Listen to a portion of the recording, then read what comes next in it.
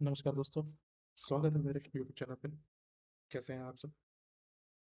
आज हम पढ़ने जा रहे हैं मोस्ट इम्पॉर्टेंट टॉपिक जो हमारे सभी एग्जाम, स्टेट एग्जाम हो चाहे सीएससी का एग्जाम हो, हर जगह आता है। वो है Indian politics, constitution of India. Constitution of India से पहले आज हम थोड़ा उसके हिस्टोरिकल बैकग्राउंड के बारे में भी जानेंगे कि कैसे कॉन्स्टिट्यूशन ऑफ इंडिया बना, क्यों आया, कैसे आया और इसकी क्यों जरूरत पड़ी। तो ऐसा था भाई कि कंपनी रूल चल रहा था और धीरे धीरे गौर कंपनी हर जगह कब्जे और सब कुछ कर ही रही थी।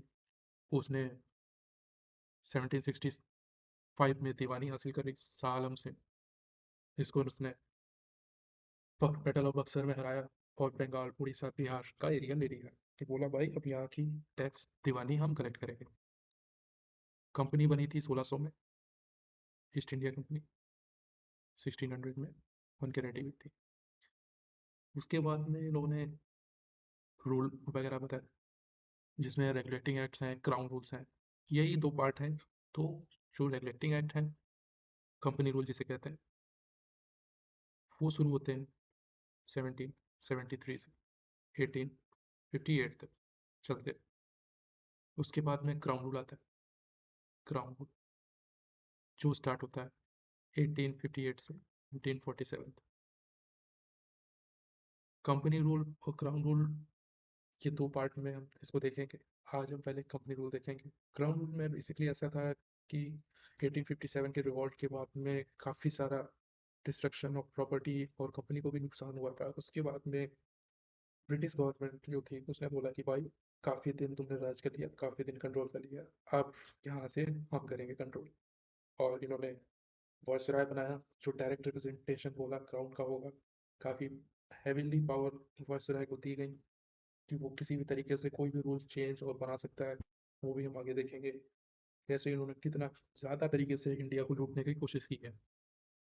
तो पहले जो आता है पहला, जो काफ़ी एग्जाम्स में बेसिकली पूछा जाता है, काफ़ी क्वेश्चंस वगैरह बनते हैं उसमें से, जो हमारा रेगुलेटिंग एक्ट है 1773। ये मैंने इसके एक बेसिक मेन पॉइंट्स लिख दिए हैं: अबॉलिश करप्शन, माल एडमिनिस्ट्रेशन। और सभी प्रेसिडेंसीज कलकत्ता प्रेसिडेंसीज के अंदर आ गई थी, काफ़ी ज़्यादा पावर दी गई थी कलकत्ता प्रेसिडेंसीज को। उसके बाद में इसी में सुप्रीम कोर्ट भी हमारा फर्स्ट सुप्रीम कोर्ट बना। और British governor general of Bengal का भी पावर चेंज किया गया। ये सब अभी हम देखेंगे। तो इसको पास किया था ब्रिटिश पार्लियामेंट ने। इसमें गवर्नमेंट ने क्या किया, जो गवर्नर जनरल ऑफ बंगाल था उसको चेंज किया। गवर्नर ने गवर्नर जनरल ऑफ बंगाल को चेंज करके गवर्नर जनरल ऑफ बंगाल किया। जो first governor general of Bengal बने वो थे वॉरेन हेस्टिंग। ये क्वेश्चन आता है, एमसीक्यूज में पूछा जा सकता है, एसएससी में आया हुआ है क्वेश्चन ये। उसके बाद में एग्जीक्यूटिव काउंसिल फॉर्म की इन्होंने। एक एग्जीक्यूटिव काउंसिल बनाई 4 मेंबर की। एग्जीक्यूटिव काउंसिल बनाई इन्होंने 4 मेंबर्स की। सुप्रीम पावर्स, सुप्रीम पावर्स दी इस गवर्नर जनरल ऑफ बंगाल को कि जो भी मद्रास और बॉम्बे प्रेसिडेंसीज के गवर्नर हैं वो डायरेक्टली रिपोर्ट करेंगे अब गवर्नर जनरल ऑफ बंगाल को। सुप्रीम कोर्ट बनाया गया।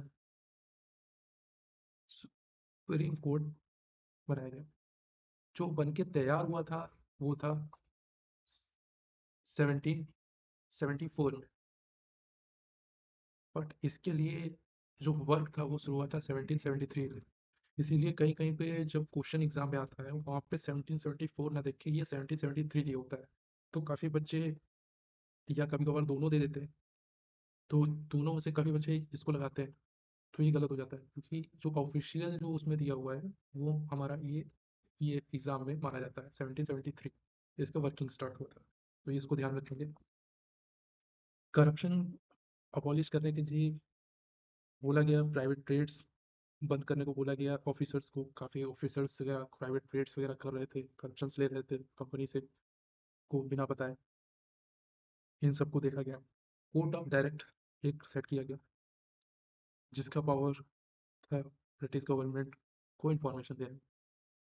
ये बेसिकली इसलिए सेटअप किया गया था court of directors,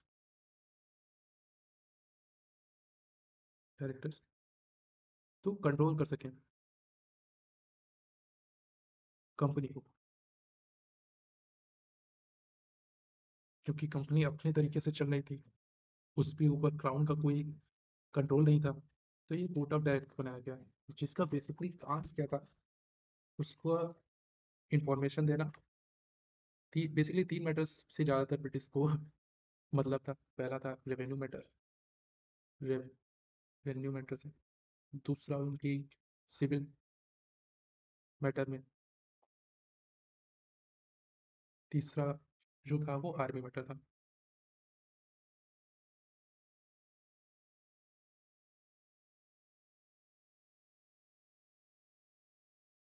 supreme court बनाया गया, जिसको पावर दी गई जुडिक्शन की। गवर्नर जनरल और काउंसिल इसके अंतर्गत में नहीं आते थे। ये एक्ट आया था, अमेंडिंग एक्ट था ये, अमेंडिंग एक्ट 1781 में आया, जिसके अंदर भाई कुछ साल तो सुप्रीम कोर्ट के अंदर सभी गवर्नमेंट जनरल ऑफ बंगाल और काउंसिल का भी वर्किंग आता था। कोई भी इनके खिलाफ पिटिशंस वगैरह डाल सकता था। तो अब दिक्कत हुई, तब इन्होंने एक रूल निकाल दिया कि गवर्नमेंट जनरल बंगाल और काउंसिल जो है, और इवन ऑफिशियल ऑफिसर्स ऑफिसर जो है, अपने ऑफिशियल वर्क के लिए कोर्ट को आंसरेबल नहीं होंगे। और ज़्यादातर इनका जो भी काम था, वो जो भी रॉन्ग करते थे, ये सब इसी पे करते थे। ऑफिशियल वर्क के लिए इन्होंने मना कर दिया कि आंसरेबल नहीं होंगे। इससे इन्होंने सुप्रीम कोर्ट की पावर्स को थोड़ा सा कम किया अपने खिलाफ। ब्रिटिश का ऐसा, लोगों का ऐसा था कि वो अपनी सुविधा के हिसाब से रूल एंड रेगुलेशन बना रहे थे। इसमें अगर कोई भी, जैसे गवर्नमेंट जनरल और काउंसिल की पिटिशन डालता है, तो उसकी जो भी वर्किंग प्रोग्रेस होगी, वो कोर्ट में ना होके गवर्नमेंट जनरल के ऑफिस में होगी, गवर्नर जनरल के ऑफिस में होगी थी। इसके बाद में आया पिट्स एक्ट इंडिया 1784, मेजर प्रोविजन, काफ़ी बड़ा प्रोविजन था। इसके अंदर कुछ पावर्स को स्प्लिट किया गया। जो कॉमर्शियल पावर थी वो कंपनी को दी गई, और जो पॉलिटिकल पावर या फंक्शन कह सकते हैं, वो क्राउन ने अपने पास में रखा। कोर्ट ने एक कंट्रोल क्रिएट किया सिस्टम में, जिसको डुअल गवर्नमेंट इन्होंने कहा। ब्रिटिश गवर्नमेंट ने कंट्रोल लिया कंपनी के अफेयर्स पे और एडमिनिस्ट्रेशन के ऊपर बाय बोर्ड ऑफ कंट्रोल। उसके बाद में एक्ट ऑफ 1786 आया, जिसमें लॉर्ड कॉर्नवालिस को गवर्नर जनरल ऑफ बंगाल बनाया गया। लॉर्ड कॉर्नवालिस को पावर दी गई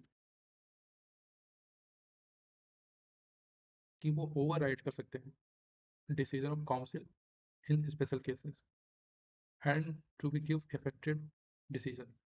उनको सुप्रीम पावर, वीटो पावर एक तरीके की दी गई, जो काउंसिल के ऊपर भी थी।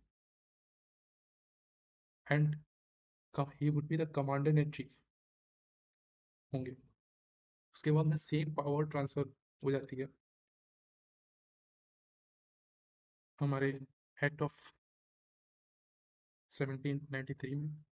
सेम पावर सभी गवर्नर जनरल ऑफ बंगाल को दी गई, ओवर राइडिंग की, राइड की काउंसिल के ऊपर।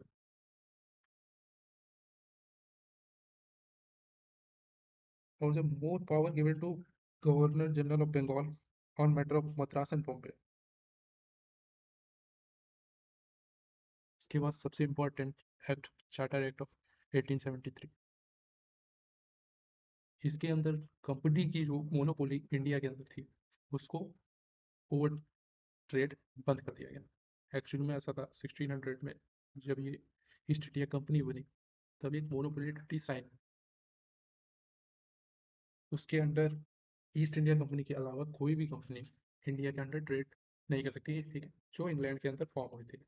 बट काफ़ी ज़्यादा प्रेशर बन रहा था गवर्नमेंट के ऊपर इंग्लैंड में कि हम हमको भी वहाँ पे ट्रेड करने का मौका देना चाहिए। तो इसलिए इसकी मोनोपोली को कैंसिल किया गया, बट कंपनी को फ़ायदा दिया गया टी और ट्रेड चाइना के लिए, उनकी मोनोपोली को 20 साल के लिए बढ़ा दिया गया। इसके बाद में वेस्टर्न क्रिश्चियंस मिशनरीज को अलाउ किया गया कि वो यहाँ आए और वेस्टर्न एजुकेशन को बढ़ाएं। लोकल गवर्नमेंट को टैक्स इम्पोज करने की पावर दी गई। लोकल गवर्नमेंट को टैक्स इम्पोज करने की पावर इसलिए दी गई कि उन्होंने बेसिक जो भी सुख सुविधाएं थी, जैसे हमारे यहाँ आजकल जो वार्ड वार्ड मेंबर्स हैं, जैसे जो नगर पालिका का काम होता है, वो करने के लिए उन्होंने कहा कि ये पावर इंडियंस को दे दो, ये सारा काम इंडियंस देखेंगे। और इसके लिए उनको ये पावर दे दी गई कि वो इस काम को करने के लिए टैक्स इम्पोज करके पैसा दे और ये काम करे। गवर्नमेंट कोई पैसा नहीं देने वाली इस सब चीज़ों में। इसी टाइम पे 1 लाख रुपीज़ गवर्नमेंट ने एजुकेशन पॉलिसी में डाले,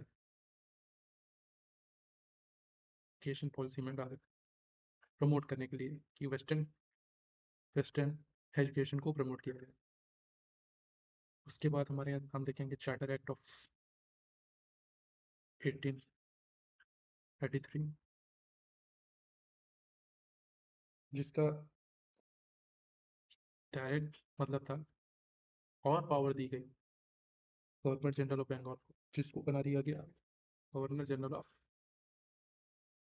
इंडिया। और जो first governor general of India बने वो थे Lord William Bentinck. Legislative power जो थी बॉम्बे एंड मद्रास से ले ली गई, और वो सारी पावर्स सुप्रीम कर दी गई, एक तरफ सेंटर कर दी गई बंगाल में।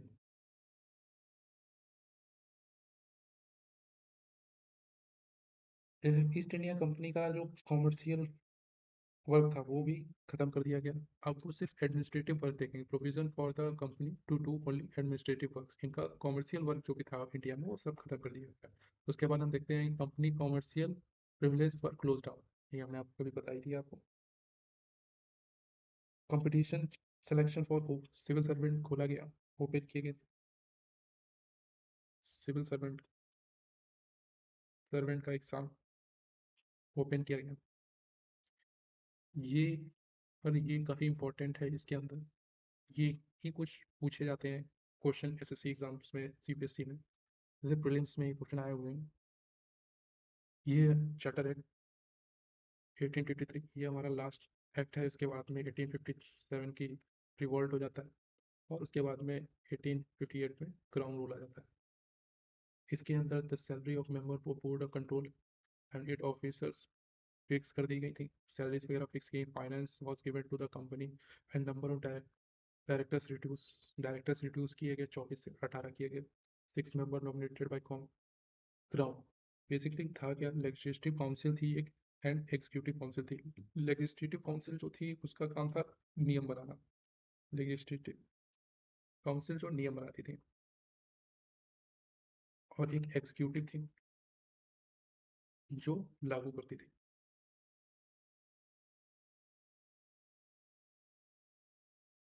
ये इसका काम था। उसके बाद लेजिस्लेटिव काउंसिल में 6 मेंबर दिए गए क्राउन की तरफ से।